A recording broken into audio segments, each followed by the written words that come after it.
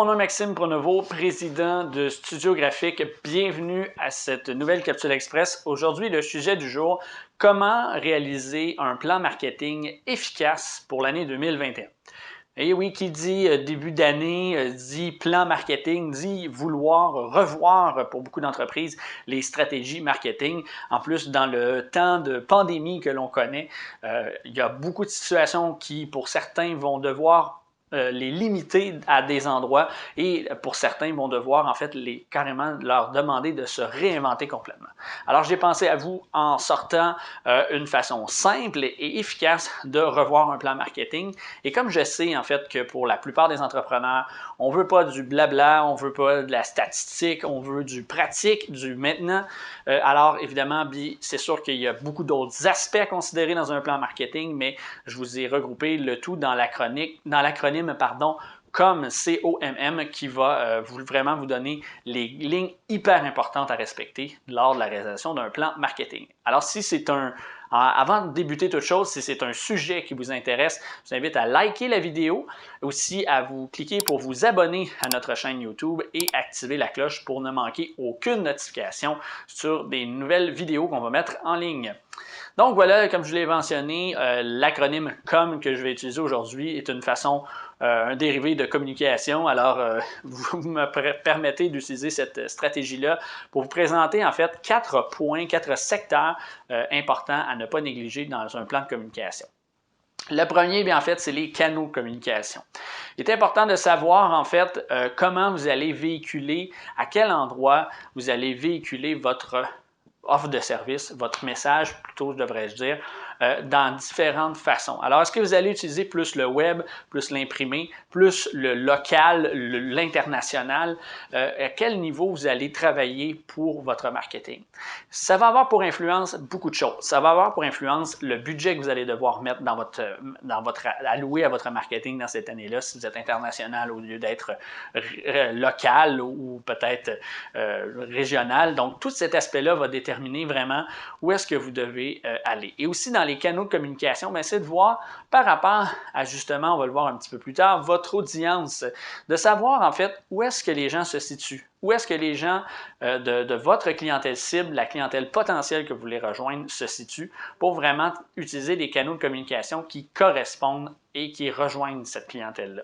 Alors, si votre clientèle n'est pas du tout dans l'ère du numérique, ce qui est de plus en plus rare, mais qui est quand même fréquent, ce n'est pas nécessairement une bonne chose d'aller utiliser de la publicité hyper élaborée en matière de numérique. Ensuite, le haut, on vient d'en effleurer le sujet. On parle des outils. Alors là, il est important de définir quels sont vos outils de communication marketing. Si vous savez où se situe votre clientèle via quels canaux de communication elle utilise, est-ce que c'est plus le papier, l'imprimé, là, évidemment, dans ces temps-ci, c'est plus difficile, mais les salons corporatifs, les événements en ligne, peu importe où est-ce que ces gens-là se situent, eh bien, vous allez pouvoir déterminer quels sont les outils de communication qui vont être appropriés pour ça. Ce qui est important de savoir, en fait, c'est que souvent, année après année, on a une confiance qui s'établit avec soit des représentants des ventes de différentes entreprises qui offrent des outils de communication, avec votre agence ou quoi que ce soit. C'est important de quand même toujours prendre le temps de vérifier s'il existe de nouvelles avenues, de nouveaux outils sur le marché qui vous permettent d'aller chercher votre clientèle cible, mais sous une nouvelle façon. C'est pas à négliger de penser à des plateformes sur les médias sociaux qui sont émergentes, qui sont présentement moins utilisées par la compétition et de commencer à semer quelques aspects, quelques graines sur cette plateforme-là pour éventuellement développer une stratégie et être à l'avant-plan des gens qui, eux, vont arriver, vont dire « Ah, écoute, je pense que vraiment, il faut que je sois là-dessus pour le moment. » Et là, il y a déjà une quantité de compétiteurs qui est là. C'est beaucoup plus difficile. On n'a qu'à penser à Facebook. Lorsque Facebook est arrivé sur le marché, les premières entreprises qui se sont présentées là-dessus, qui ont fait confiance à la plateforme, ont connu d'immenses succès, ce qui a amené beaucoup de gens sur cette plateforme-là et qui, par la suite, a dilué un peu plus les succès de chacun. Alors, c'est important de considérer ça.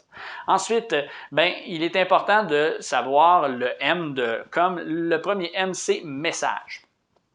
C'est une chose de savoir où sont vos clients, quels outils vous allez utiliser, mais c'est important aussi de déterminer le bon message et ce, à chacune des sphères de votre clientèle.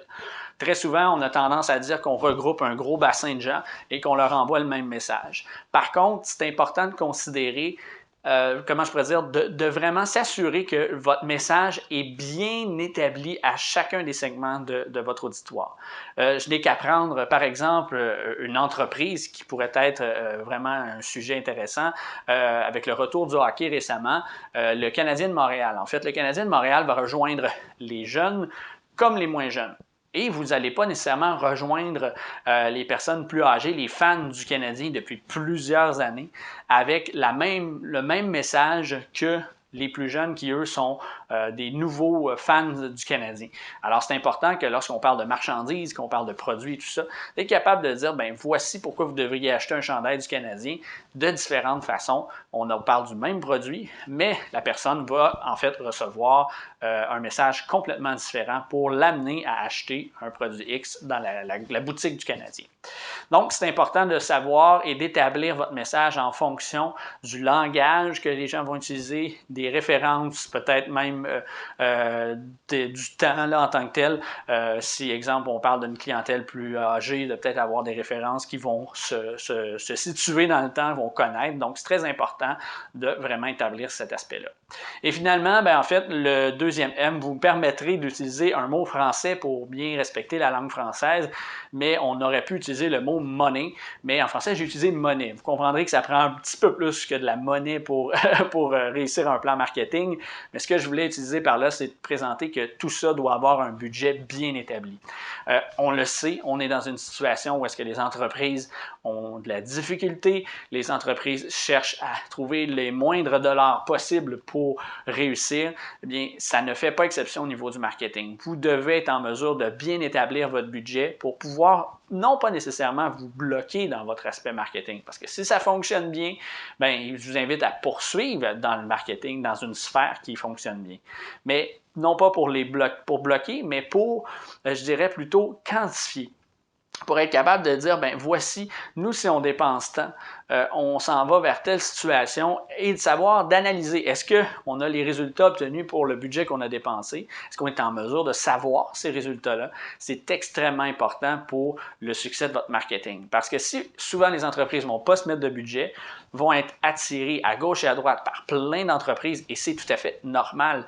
Il y a des outils qui vont se présenter devant eux, il y a des situations qui vont se présenter devant eux et ils n'auront pas nécessairement vraiment bien réfléchi à l'utilité et à la possibilité d'avoir le budget pour ce genre d'outils. Alors voilà, ces 4 points importants à considérer. Je tiens en fait à vous mentionner que dans la description de cette vidéo, vous allez retrouver en fait notre formation « Comment faire un plan marketing efficace en 9 étapes simples ». C'est une formation en ligne qui est vraiment hyper précise et très simple pour les entrepreneurs. On a voulu avoir une formation qui regroupe vraiment des trucs simples et une structure facile de compréhension pour permettre aux entrepreneurs de bâtir rapidement un plan marketing en 9 étapes simples comme ça le mentionne et de vraiment cibler de façon hyper précise la clientèle qu'elle veut cibler et d'avoir des actions concrètes à la fin à faire de ce processus-là. Donc, je vous invite dans la description ci-dessous ou même vous allez avoir en haut peut-être la référence là, de vous abonner, d'aller acheter cette formation-là. On a un spécial en ce moment, donc profitez-en. Ce sera très intéressant pour vous. J'en suis convaincu, une formation que vous pouvez regarder à tout moment à partir de votre ordinateur. Donc, c'est le temps idéal pour ça. En terminant, je vous invite aussi dans la description, si vous le désirez, vous pouvez retrouver le lien pour vous abonner à notre liste de courriels. À travers cette liste-là, vous allez recevoir en fait tout notre contenu exclusif que l'on envoie à notre liste de courriels et non juste notre contenu YouTube.